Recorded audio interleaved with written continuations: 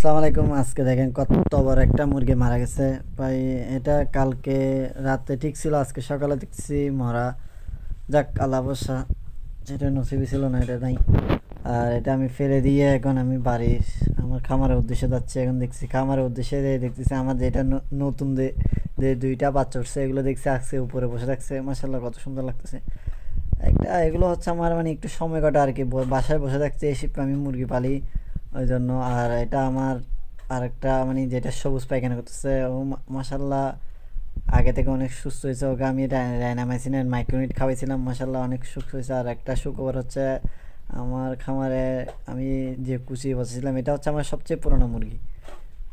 মাসাল্লাহ তিনটা বাচ্চা ফুটছে, এগুলো পুলিশ ক্যাপের ক্রস।